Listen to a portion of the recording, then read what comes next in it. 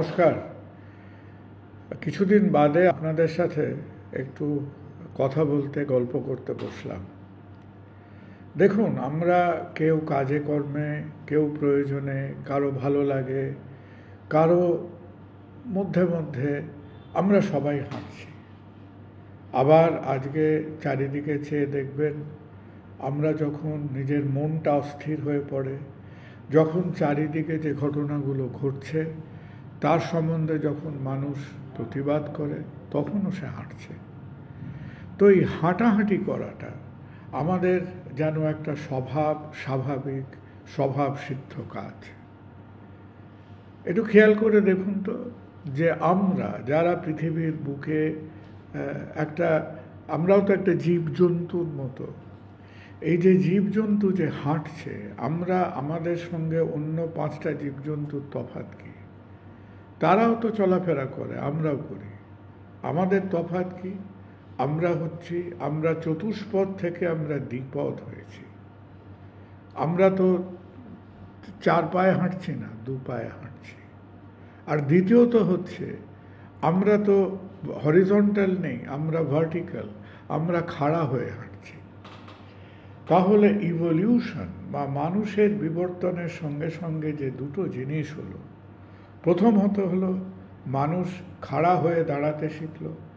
আমাদের entire spinal cord structure supporting সিস্টেমটা সেটা হরিজন্টাল থেকে, ঠিক যেমন আপনার বাড়িতে আপনি সেই ফোল্ডিং ফার্নিচারগুলোকে এই হরিজন্টাল থেকে ভার্টিক্যাল করেন, তো প্রকৃতি বা নেচার আমাদের সেইখান থেকে ধীরে ধীরে হরিজন্টাল থেকে ভার্টিক্যাল করলো।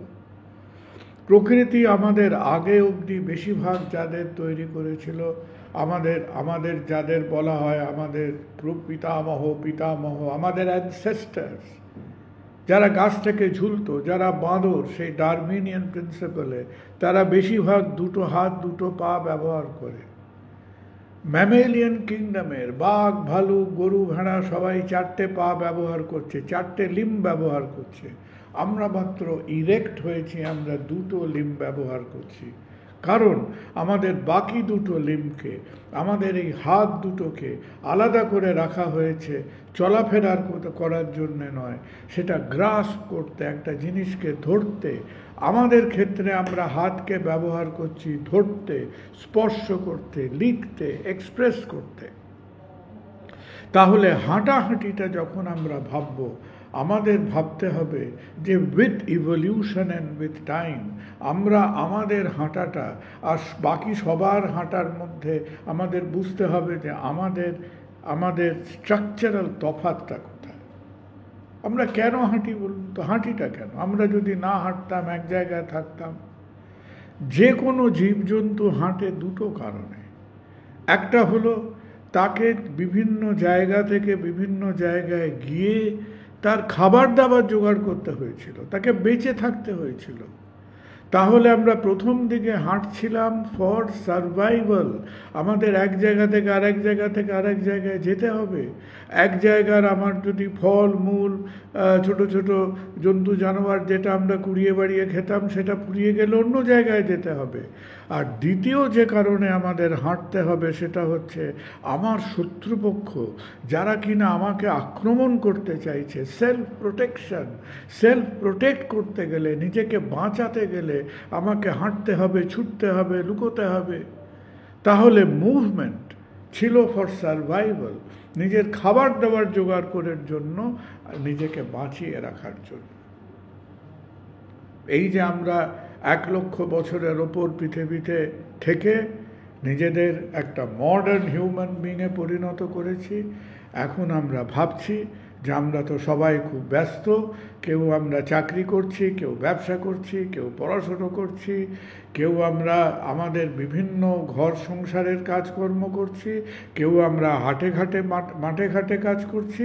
কিন্তু তার মধ্যে আমরা দেখছি যে আমরা যত নিজেদের জীবনটাকে উন্নত করেছি, যত আমাদের ইমপ্রুভমেন্ট হয়েছে, অনেক রকম জিনিস হয়েছে, সভ্যতা, সিভিলাইজেশন, পড়াশুনো, ইন্ডাস্ট্রিয়াল রেভলিউশন, আর যতই আমরা কিনা সভ্য হয়েছি, যত আমরা আধুনিক হয়েছি, at every step of civilization আমরা একটাই কাজ করেছি, একটা প্রধান কাজ করেছি। সেই প্রধান কাজটা হলো আমরা আরও কম চলাফেরা করেছি, আরও এক ধাপ উন্নত হলো, আরও কম চলাফেরা করেছি, আরও এক ধাপ উন্নত হলো, আরও কম চলাফেরা করেছি। সুতরাং যে ফেজটা থেকে আমরা বলি আমাদের যান্ত্রিক সভ্যতাটা বিকশিত হলো, ইন্ডাস্ট্রিয়াল রেভলিউশন, ফ্রম আর্লি 1800 থেকে আজ অবধি 350 বছর ধরে দেখবেন যে আমাদের চলাফেরাটা কমতে কমতে কমতে কমতে এখন আমরা থপ করে বসে হাতে একটা রিমোট কন্ট্রোল নিয়ে টিভিটা চালিয়ে দিয়ে নানান রকম গল্পগুজব করে প্রোগ্রাম দেখে আমরা ঘুমিয়ে পড়ছি। তাহলে আমাদের জ্ঞান বৃদ্ধি হয়েছে, আমাদের নলেজ বেড়েছে, আমাদের কালচার বেড়েছে, আমাদের সভ্যতা এগিয়েছে, কিন্তু যতটা সভ্যতা এগিয়েছে, সভ্যতা যেরকম একদিকে এগোচ্ছে, সিভিলাইজেশন যেরকম একদিকে এগোচ্ছে, সেই রকম একদিক দিয়ে আমাদের চলাফেরাটা কমছে। তাই অনেকবারই আপনাদের সাথে আমরা আলোচনা করেছি, আমরা সবাই, আপনারা, আমরা সবাই এখন যেরকম আমরা দেখছি আমাদের হাতে কত রকম যন্ত্রপাতি, mobile, telephone, television, OTT, social media, কত রকম উন্নতি হয়েছে, এসকেলেটর, রিমোট কন্ট্রোল, লিফট, গাড়ি ঘোড়া, হাঁটতে হয় না, প্লেনে সারা পৃথিবী হাতের মুঠোয়। কিন্তু শরীরটা মাঝে মধ্যেই ঝামেলায় পড়ছে, কারণ আমাদের শরীর যেভাবে তৈরি হয়েছিল, কিভাবে তৈরি হয়েছিল, আজ থেকে 300 বছর আগের হিসেব করে দেখবেন যে একজন মানুষকে তার নর্মাল কাজকর্ম, খাওয়া দাওয়া মেনটেন করে যদি থাকতে হতো, তাকে নেট দিনে 1.5-2 ঘন্টা হাঁটতেই হতো। এক জায়গা থেকে আরেক জায়গায় যাবে, কাজ করবে, পৌঁছাবে, বাড়ি ফিরবে, এই করতে গিয়ে তার এই শারীরিক পরিশ্রমটা ওয়াজ কম্পালসারি। এখন আর নেই। তাহলে এখন আমরা কি না, আমাদের কাজকর্মের পরে নিজেদের ভালো রাখতে, নিজেদের ফিট রাখতে, নিজেদের সুস্থ রাখতে না হাঁটলেও তো হয়ে যায়, অনেকেরই হয়ে যায়, কিন্তু না হাঁটার যে খাজনাগুলো শরীরকে দিতে হচ্ছে, ওজন বেড়ে যাচ্ছে, ব্লাড প্রেশার বেড়ে যাচ্ছে, সুগার বেড়ে যাচ্ছে, কোলেস্ট্রল বেড়ে যাচ্ছে, তার থেকে আমাদের ওজন বাড়ার সঙ্গে সঙ্গে ভুঁড়ি বেড়ে যাচ্ছে, শরীরে ফ্যাটের কন্টেন্ট বাড়ছে, সেখান থেকে থাইরয়েডের সমস্যা, ভিটামিন ডি এর সমস্যা, মহিলাদের ক্ষেত্রে তাদের গাইনোকোলজিক্যাল প্রবলেম, একের পর এক প্রবলেম আমরা এই সভ্যতার খেসারতটা দিচ্ছি। তাই আমাদের মধ্যে, আপনাদের মধ্যে অনেকেই এখন খুব ওয়াকিবহাল, তারা হাঁটাচলা করে, হাঁটাহাঁটি করে নিজেদের ঠিক রাখার চেষ্টা করছে। বা খেয়াল রাখতে হবে যে আমরা এই হাঁটাহাঁটি করে আমরা কি পেতে চলি, আমরা কি চাইছি।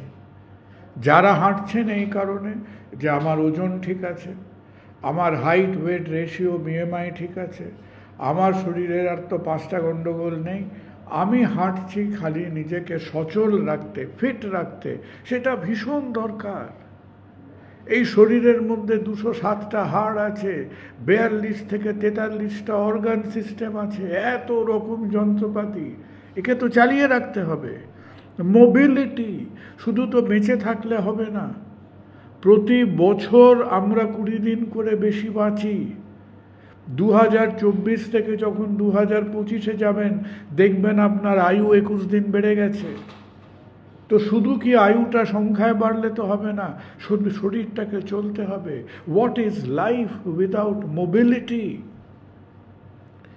তাই আমাদের হাঁটার প্রথম পারপাসটা হলো আমাদের শরীরটাকে চালিয়ে রাখার, নিজের চলাফেরা করার, ওঠা হাঁটা করার, খানিকটা সিঁড়ি ওঠা নামা করার, মিনিমাম আমি 8 ঘন্টা ভালোভাবে হাঁটতে পারি, নিজেকে সেই স্ট্যান্ডার্ডে মোবাইল রাখা। দ্বিতীয়ত, আমাদের মধ্যে কেউ কেউ হাঁটাহাঁটিটা করছেন, আরও বেশি করে করছেন, সময় বেঁধে করছেন। কেন? আমরা নিজেদের শরীরটাকে খানিকটা ছিমছাম, খানিকটা ওয়েট কন্ট্রোল করার চেষ্টা করছি। হাঁটলে কি হয়? হাঁটলে আমাদের শরীরের এনার্জি খরচা হয়। এনার্জি ব্যাপারটা কি? এনার্জি হচ্ছে মেজার্ড ইন ক্যালোরিজ। তাহলে কতক্ষণ হাঁটলে কতক্ষণ আমার কতটা ক্যালোরি খরচা হবে, এই হিসেবটা মোটামুটি কিন্তু আমাদের জানা আছে। কি জানা আছে? যে আমরা যেটাকে বলি স্বাভাবিক হাঁটা। একটা স্বাভাবিক মানুষ যখন হাঁটে, একটা স্বাভাবিক মানুষ যদি হাঁটে, সে 1 ঘন্টা হাঁটলে পরে মোটামুটি ধরুন যাদের হয়তো একটু লম্বা বা স্টেপসগুলো বড়, তারা 3 থেকে 4 কিলোমিটার 1 ঘন্টা হেঁটে কভার করতে পারে। We usually walk at the rate of 3 to 4 kilometers per hour. তাহলে 3 থেকে 4 কিলোমিটার রেটে যদি আপনি হাঁটেন, তাহলে আপনার সেখানে প্রায় কখনো 150, একটু গায়ে ঘামটাম বেশি হলে 150 থেকে 200 ক্যালোরি আপনি হয়তো সেখানে খরচা করতে পারছেন। যারা বেশি সোয়েট করে, খানিকক্ষণ আরও লম্বা লম্বা পা ফেলে হাঁটলো, ধরুন তারা হয়তো মেরে কেটে 300 ক্যালোরি ম্যাক্সিমাম আপনি নর্মাল পেসে হেঁটে খরচা করতে পারেন ফর 1 আওয়ার, 1 ঘন্টা হাঁটলে পরে। এখন আমার ইচ্ছে হয়েছে যে না, আমি তো কেবল তার মানে আমি যদি 1 ঘন্টা না হেঁটে 1/2 ঘন্টা হাঁটি, যদি আমার সময়টা অর্ধেক হয়ে যায়, তাহলে আমার কত ক্যালোরি আমি সেখানে খরচা করলাম সেটাও অর্ধেক হয়ে যাবে। তার মানে 300টা নেমে আমার 150-র কাছাকাছি আসবে, 100 থেকে 150-র মধ্যে চলে আসবে। এবার আমার হাতে সময় কম, আমি চাইছি যে দেখুন আমার 8টা ঘন্টা সময় আমি বার করতে পারি, এই 8 ঘন্টা হেঁটে আমি আরেকটু বেশি ক্যালোরি খরচা করার চেষ্টা করছি। তাহলে আমার হাতে 2টো অপশান। একটা অপশান হচ্ছে আইদার হাঁটার স্পিডটা একটু বাড়ানো, ফ্রম স্লো ওয়াকিং নেক্সট স্টেপটাকে বলা হয় ব্রিস্ক ওয়াকিং। ব্রিস্ক মানে আর একটু তাড়াতাড়ি, ব্রিস্ক ওয়াকিং। ব্রিস্ক ওয়াকিং যদি আমি করি, আমার আরও 25% বেশি ক্যালোরি আমি কনজিউম করব। এবার ব্রিস্ক ওয়াকিংয়ের পরেও আমি মনে করছি যে না, আমার ওই 8 ঘন্টা সময় যদি আমি আর একটু বেশি ক্যালোরি খরচা করতে পারি, তাহলে নেক্সট স্টেপটা কি? যে আমি যদি সমানে সমতল বা ফ্ল্যাট সারফেসে হাঁটা প্র্যাকটিস করি, সেইখান থেকে আমাকে একটু স্লাইট ইনক্লাইনে, হ্যাঁ, দার্জিলিং কবে গেছেন লাস্ট? দার্জিলিং সিমলায় হাঁটতে গেলে দেখেন না, যেখানে মলের রাস্তাটা উঠে যাচ্ছে, ওই একটু আমাদের গ্রেডিয়েন্ট বা উপরের দিকে স্লোপের ওপর দিয়ে হাঁটতে হবে। যারা ট্রেডমিল করেন তারা জানেন যে ট্রেডমিলকে আইদার আপনি ফ্ল্যাট রাখতে পারেন বা 5 ডিগ্রি করে করে আপনি গ্রেডিয়েন্টটা বাড়াতে পারেন। তাহলে হাঁটার মধ্যে যে ভেরিয়েবলগুলো হচ্ছে, কতক্ষণ হাঁটছি, কি স্পিডে হাঁটছি, আর আমি সমতল জায়গায় হাঁটছি না একটা স্লোপের ওপর হাঁটছি। অনেকে নানান রকমভাবে এই হাঁটার প্রকার ভেদ করেছেন, একেবারে 8 রকম 7 রকম। অত ব্যাপারটাকে জটিল করে লাভ নেই। ডিউরেশন, স্পিড, গ্রেডিয়েন্ট, কতটা স্লোপের ওপর হাঁটছেন, অ্যাভারেজ যদি 10% ইনক্লাইন দিতে পারেন, তাতে দেখবেন আমাদের এনার্জি কনজামশন আরও 25% বেড়ে যাবে। কিছুদিন ধরে আমি দেখছি যে যারা কিনা দেখবেন খুব হাঁটা এবং ফিজিক্যাল ফিটনেস সম্বন্ধে ভীষণ পার্টিকুলার, তারা ভীষণ অ্যাটেন্টিভ, তারা একটা নতুন টেকনিক নিয়ে এসছেন। টেকনিকটা আদৌ নতুন নয়। আপনি যদি স্ক্যান্ডিনেভিয়াতে যান, স্ক্যান্ডিনেভিয়া জায়গাটা কোথায়? ওই পৃথিবীর ওপরে ইউরোপের মাথায় একটা সাপের ফণার মতো দেখতে জায়গাটা, তাকে স্ক্যান্ডিনেভিয়া বলে, যার মধ্যে একটা দেশ হচ্ছে নরওয়ে। খুব ঠান্ডা, অনেকটা সময় বছরে অন্ধকার, একেবারে এবড়ো খেবড়ো জায়গা, চারিদিকে পাহাড়, মধ্যে কখনো বড় পাহাড় ছোট পাহাড় সেরকম জায়গাতে ওদের হাঁটতে হয়েছে। আর স্ক্যান্ডিনেভিয়াতে কি অসুবিধে? স্ক্যান্ডিনেভিয়াতে এগ্রিকালচার বা যে কোনো লোক যে একটা জায়গায় থাকবে সেখানে সেই জায়গাটাতে কিছু চাল ডাল ফুলিয়ে ফলমূল ফুলিয়ে খাওয়া দাওয়া করে ফুলিয়ে থাকতে পারবে, সেটা হয় না। ওদের প্র্যাকটিক্যালি এগ্রিকালচার বলে কিছু নেই। ওই জন্যে ওদের সব সময় আগে, এখন নানান দিক থেকে খাবার আসে, সব সময় স্ক্যান্ডিনেভিয়ানদের, নরওয়ের লোকেদের সব সময় তারা মুভ করছে ওই পাহাড়ি রাস্তা দিয়ে, এই গ্রাম থেকে সেই গ্রাম যাচ্ছে, এই টাউন থেকে সেই টাউনে যাচ্ছে। They are always on the move, looking for food. আর তারা পাহাড়ের ওপর দিয়ে যেভাবে হাঁটতো, দু হাতে তারা দুটো লাঠি ধরতো, পোল ধরতো। এটাকে বলে নরওয়েজিয়ান ওয়াকিং বা নর্ডিক ওয়াক। সেই পাহাড়ে খোদাই করা কতগুলো জিনিস দেখে, নানান রকম হিস্টোরিক্যাল আর্কিওলজিক্যাল এভিডেন্স দেখে এখন আমাদের মাথায় এই বুদ্ধিটা এসছে, আচ্ছা আমরাও যদি হাঁটার সময় একটু ইনক্লাইনের ওপর দিয়ে হাঁটি আর দু হাতে দুটো হাঁটার সঙ্গে সঙ্গে ঠিক রন পা নয়, দু হাতে দুটো সাপোর্ট দিয়ে হাঁটি, তাহলে আমার লাভ কি? প্রথম লাভ হচ্ছে যে আমাদের শরীরের এই যে শুধু পায়ে ভর দিয়ে হাঁটতে গেলে যে নি জয়েন্ট বা অন্য জয়েন্টের ওপরে স্ট্রেস পড়ে, স্ট্রেসটা কম হয়। যেমনি আমি হাঁটার মধ্যে আমার হাতটাকে ইনভলভ করলাম, তখন আমার শরীরের হাতের মাসেল, শোল্ডারের মাসেল, ব্যাক মাসেল, আরও অনেক বেশি মাসেল ইনভলভড হয়ে গেল। আমি শুধু হাঁটতে গেলে আমার পায়ের যে মাসেলগুলো আছে সেটা ইনভলভ হচ্ছিল। যখন আমি এই স্ট্রেনিয়াস ওয়াকিং, দু হাতে দুটো সাপোর্ট নিয়ে ওয়াক করছি, দেখেন না যারা মাল্টি জিম করে তাদের একসাথে পাও চলছে, একসাথে হাতও চলছে। সো এই ফর্ম অফ ওয়াকিং যারা করেন, এটা অনেকে করেন যারা হয়তো একটু বাইরে গিয়ে ট্রেক বা নেচার ট্রেলের মধ্যে যান, তারা হাঁটছে, হাঁটার সঙ্গে সঙ্গে তারা দুটো হাতে দুটো সাপোর্ট নিয়ে করে। এখন এইটা বলা হয় নর্ডিক ওয়াকিং। নর্ডিক ওয়াকিংয়ে বলে যে আপনি যদি ক্যালোরি স্পেন্ড যদি হিসেব করেন, আমাদের শরীরের অনেক বেশি মাসেল ইনভলভড হচ্ছে, আমাদের এক্সারশন খানিকটা বেশি হচ্ছে, ওভারঅল আমরা পুরো বডি সিস্টেমকে ইনভলভ করতে পারছি। এবং সেখানে বলে যে আমি যদি একটু তাড়াতাড়ি প্রায় একটু ব্রিস্ক ওয়াক করি বা শুধু ইনক্লাইনকে ইউজ করি, তার সঙ্গে সঙ্গে যদি আমি এই নর্ডিক সাপোর্টেড ওয়াকিং করি, তাহলে আমার ক্যালোরি কনজাম্পশন প্রায় ডাবল হয়ে যাবে। আর এটা শুধু ক্যালোরির হিসেব না, এটা ওভারঅল আমার মাস্কুলার ফিটনেস, ফিজিক্যাল ফিটনেসকে আরও অনেক বেশি সাহায্য করছে। আপনারাও একটু সুযোগ পেলে উল্টে পাল্টে দেখবেন। আর এমন কি কষ্টকর ব্যাপার, একটু যদি দেখেন যে ইনক্লাইনের এটা পাচ্ছেন, কয়েকটা দিন করে দেখুন না, হাতে দুটো সাপোর্ট নিয়ে হেঁটে কীরকম লাগে।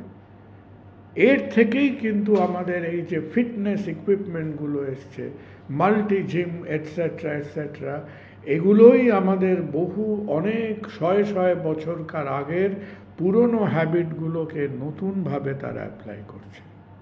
একটা কথা বলে শেষ করব, আমরা ভালো থাকতে চাই, আমরা ফিট থাকতে চাই, আমরা শরীরের ওজনগুলোকে ঠিক রাখতে চাই, কিন্তু সব জিনিসটাকে আমার ক্ষমতা, আমার সহ্য সীমার মধ্যে রাখতে হবে। অনেকে কি করছেন যে ধরুন আমরা তো সবাই প্রফেশনাল খেলোয়াড় নই, অ্যাথলিট নই, we are not Olympic performers, আমরা অর্ডিনারি সাধারণ মানুষ। আপনি হঠাৎ করে যদি এমন একটা এক্সারশন করে বসেন যে একটা ইনক্লাইনের ওপর ব্রিস্ক ওয়াকিং করলাম, 1-1.5 ঘন্টা করলাম, তারপরে আমি একেবারে এক্সস্টেড হয়ে পড়লাম, কুলকুল করে ঘামছি, আমার রেসপিরেটরি রেট 3 গুণ 4 গুণ বেড়ে গেল, এই পরিস্থিতিটা কিন্তু ভালো নয়। এর একটা টার্ম আছে ফিজিওলজিতে, তাকে বলা হয় ল্যাকটিক অ্যাসিডোসিস বা অক্সিজেন ডেট। 100 টাকা রোজগারে যেরকম 500 টাকা যদি আপনি খরচা করে বসেন, যেরকম আপনার 400 টাকা ধার হবে, আমার শরীরের ক্ষমতার ওপরে যদি আমি বহুগুণ বেশি এক্সারশন করি, আমার শরীর একটা অক্সিজেনের ডেফিসিট, একটা অক্সিজেনের অভাব বোধ করবে, এবং সেই অভাবটা মাসেল খানিকটা সময় এই ল্যাকটিক অ্যাসিড অনেক পরিমাণে প্রডিউস করবে। এই ল্যাকটিক অ্যাসিড যত বেশি প্রডিউস করবে, তারপর যখন আমার এক্সারসাইজ থামবে, তখন আমরা খুব তাড়াতাড়ি ব্রিথ করে, সোয়েট করে আমরা চাইব যে আমার এই রোজগার আর খরচার যে তফাৎটা, যে অক্সিজেনের যথেষ্ট পরিমাণ আমি শরীরে দিতে পারিনি, তার জন্যে এই ল্যাকটিক অ্যাসিড অ্যাকুমুলেট করেছে, ওই জন্যে আমি তাড়াতাড়ি ব্রিথ করে এটাকে মেক আপ করছি। এটা কিন্তু আমাদের সবার জন্য ঠিক নয়। প্রফেশনাল অ্যাথলিটরা, প্রফেশনাল খেলোয়াড়রা, যারা একেবারে ঘড়ি ধরে, ট্রেনিং ম্যানুয়াল ধরে, একেবারে খুঁটিনাটি দাঁড়িপাল্লায় হিসেব করে নিজেদের ট্রেনারের সঙ্গে day after day, week after week, month after month train করেছেন, তারা জানেন কিভাবে এই হাইট অফ এক্সারশনে গিয়ে কিভাবে এটা কন্ট্রোল করতে হয়। এটা আমার আপনার সবার জন্য নয়। তাহলে আমরা হাঁটব যতটা আমার ভালো লাগে, যতটা আমার সময় আছে, আর আমি ব্রিস্ক ওয়াকিং করি বা ইনক্লাইন ওয়াকিং করি বা সেই সাপোর্টেড নর্ডিক ওয়াকিং করি, আমি ততটাই করব যতটা আমার শরীর সাধারণভাবে অ্যাকসেপ্ট করতে পারছে। একটু হাঁপানো অন্য কথা, কিন্তু অতিরিক্ত এক্সারশন করার পরে একেবারে বসে আমি প্রায় হাঁকপাক করব 15 মিনিট ধরে, প্লিজ অত অবধি নিজেকে নিয়ে যাবেন। ভালো থাকুন, সুস্থ থাকুন। এই যে কথাগুলো বললাম, এগুলো আমাদেরও ভাবতে হবে, আপনাদেরও ভাবতে হবে। আমরা নিজেদের শারীরিক গঠন এবং ক্ষমতার মধ্যে নিজেদের সুস্থ রাখি, যাতে এই নানান রকম গণ্ডগোলে, অসুখ বিসুখ থেকে আমরা সাবধানে, সক্ষমভাবে হাঁটাহাঁটি করে নিজেদের মোবাইল রেখে ভালো থাকতে পারি। আবার কিছুদিন বাদে কোনো একটা বিষয় নিয়ে আমরা নয় গল্প করব। ভালো থাকবেন, নমস্কার। অস্ক্লেপিয়া হেলথে রয়েছেন নানা ক্ষেত্রের বিশেষজ্ঞ ডাক্তার, যারা আপনার সমস্ত চিকিৎসা ঘটিত সমস্যার সমাধান করে দেবেন অনলাইন। মাত্র কয়েকটি ক্লিকে বুক করে ফেলুন ডাক্তারের অ্যাপয়েন্টমেন্ট। ডাউনলোড করুন অস্ক্লেপিয়া হেলথ। ভালো থেকো।